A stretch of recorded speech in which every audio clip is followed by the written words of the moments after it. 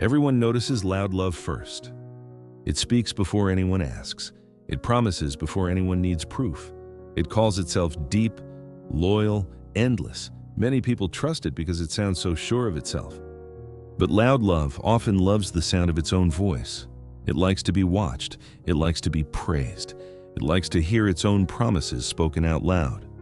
Real love is different. It does not need an audience. It does not turn care into a performance. It does not create fear where there should be peace. That is why so many of us learn this slowly, and sometimes painfully. Never trust loud love too quickly. This is a story about a small town in the hills of Vermont, where one young woman almost gave her heart to the wrong kind of love. Her name was Emma. She lived with her father and her younger brother in a white farmhouse at the edge of town. Her mother had passed away years before, so the work of the house had long been shared between the three of them. Emma baked bread, tended the garden, mended clothes, and helped her father with the chores when his back allowed it. Her brother, Jake, was 8 years old, restless, and always wandering off somewhere he had not been told to go. Their life was simple, and it was enough. Then Emma grew older, and 2 men began coming around the house. The first was named Tyler. Tyler was handsome, quick with a joke, and impossible not to notice. He showed up with flowers when nobody expected them. He brought chocolates, bright scarves, and big promises.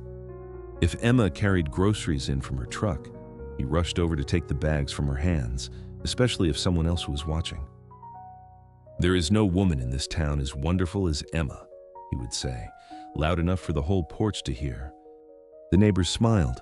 The old men at the diner nodded like his words were proof of a good heart. Tyler loved all of that. He loved being seen next to her. He loved saying beautiful things where other people could hear them. He loved looking like a man in love. The second man was named Mason. Mason lived alone in a small cabin past the orchard. He was not poor, but he had no fancy truck, no big gestures, and no easy charm.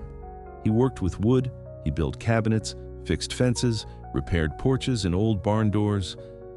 His words were few, and when he spoke, he never seemed to be trying to impress anyone. He never showed up with flowers. He never called Emma beautiful in front of a crowd. But when her father's back porch step began to rot, Mason stopped by one morning, fixed it, and said only, "That should hold for years now." When the roof over the kitchen leaked after a storm, he came back at dawn with new shingles and dry lumber. When Emma's father dropped a bag of feed because his knees had gotten weak, Mason picked it up without a word and carried it to the barn. He never stepped inside the house unless he was asked. He never stayed longer than the job needed. Emma noticed his kindness, but it did not shine the way Tyler's love shone. Tyler made her feel chosen. Mason made her feel taken care of. And when a young heart has not yet learned the difference, where it often trusts the louder thing. So Emma began leaning toward Tyler. The whole town expected it. Her father worried, though he rarely said so out loud. Jake disliked Tyler right away, but nobody listens to an 8-year-old who still chases the dog around the yard for fun. At first, everything felt sweet. Tyler talked about the house he would build one day. He said Emma would never have to work so hard again. He said her hands were made for better things than gardening. He promised her comfort, admiration, safety. That word came up again and again, safety. "If you marry me," he said, "I will take care of everything." Emma wanted to believe him, but after a while, small things began to bother her. Tyler did not like Mason coming around the house, even for repairs. "He finds a lot of reasons to show up here," he said one evening. "He comes because something is broken," Emma answered. Tyler only smiled, but just with his mouth. A man does not fix another man's porch that often without hoping for something in return. Emma did not argue, but the words stayed with her. After that, whenever Mason came by, she grew more careful. She thanked him faster. She said less. She stopped inviting him to sit and have a glass of lemonade, even on the hottest days. Mason seemed to understand. He only nodded and kept his distance. Tyler, meanwhile, grew more confident. He started deciding little things: which road Emma should take into town, which neighbors were worth her time, which days she should stay home instead of going out with her friends. Every choice became wrapped in concern. I know this town better than you think. I only want to protect you. People are not always kind." His tone was never harsh. That made it harder to push back.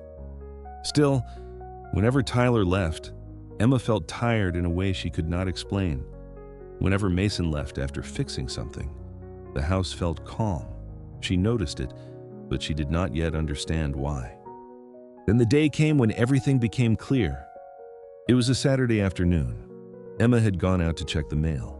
Her father was resting inside. Jake had been playing in the yard with a small wooden boat that Mason had carved for him. When Emma came back, the boat lay by the porch steps. Jake was gone. At first, she thought he had run to see the neighbor's chickens or down to the old shed. He was nowhere. Her father got up too fast and nearly lost his balance. Emma called Jake's name. No answer. A child could disappear fast near the creek behind their property. The bank was steep there, and the reeds grew thick near the bend. Fear moved into the house like a cold draft. Someone called Tyler, because he was the man everyone thought of first when there was noise to be made. He arrived fast and loud. He shouted Jake's name from the driveway. He sent one neighbor running toward the road and another toward the general store. He demanded to know who had been watching the boy. He blamed Emma for stepping away. He blamed her father for resting. He blamed the neighbors for not noticing sooner. Within minutes, the yard was full of motion and empty of help. Tyler shouted by their mailbox. He shouted by the barn. He shouted into the trees like volume alone could bring the boy back. Emma stood frozen, listening to his voice hit everything except the truth. Then Mason showed up. He had been fixing a fence 2 properties over. Someone had told him the boy was missing. He did not ask 10 questions. He did not give 10 orders. He looked once at the ground by the steps, then at the little wooden boat, then toward the narrow trail that led down to the creek. "Jake takes that boat everywhere," he said quietly. Emma stared at him. "Yes." Mason nodded once. He went to the creek. Tyler spun around. "We already checked by the creek." Mason did not answer him. He crouched by the steps and looked at the dirt. Small footprints led toward the side trail, one dragging line where the toy boat had bumped along the ground. Then he stood up. "Stay here," he told Emma's father. "If he comes back on his own, he needs to find you." There was no force in his voice. Still, everyone listened. Mason took the narrow trail and disappeared into the trees. Tyler kept shouting. For the first time, his voice sounded useless.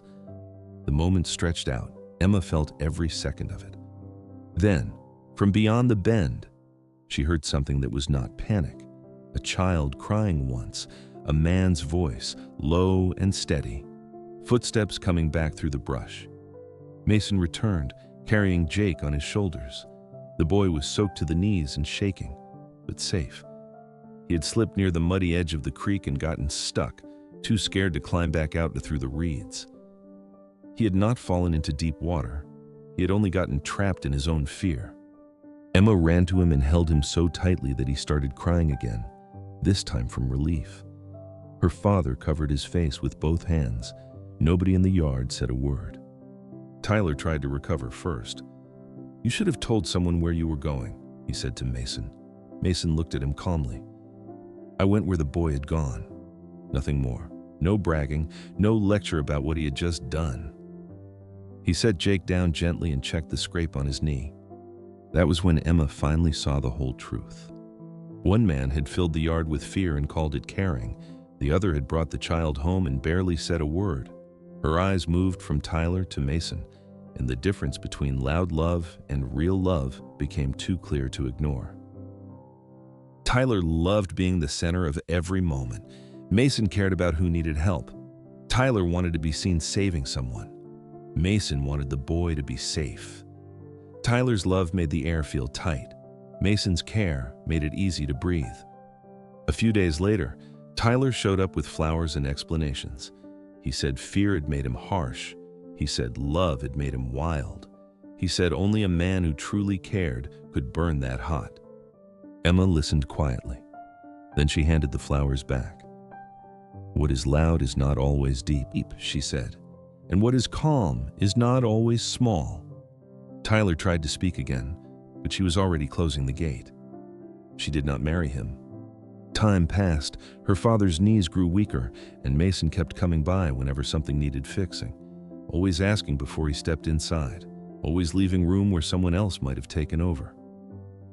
Jake followed him everywhere after that, carrying wood shavings in his pockets and asking endless questions about tools. Love did not arrive with music. It came with steadiness.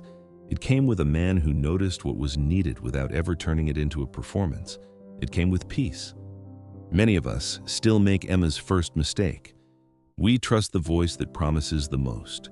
We follow the person who speaks with the greatest heat. We think loud love must be true because it feels so big. But real love is not proven by noise. It is proven by what remains when fear walks into the room. Does the other person bring peace, or do they bring panic? Do they protect your spirit, or try to control it? Do they calm what is fragile, or make everything revolve around themselves? Never trust loud love too quickly. A voice can be warm and still be false. A promise can be bright and still be empty. Look instead for the love that does not need to be displayed, the love that leaves room, the love that brings steadiness, the love that helps without ever making a show of helping. That kind of love may not be the one everyone notices first, but when life gets hard, it is the one that knows the way home.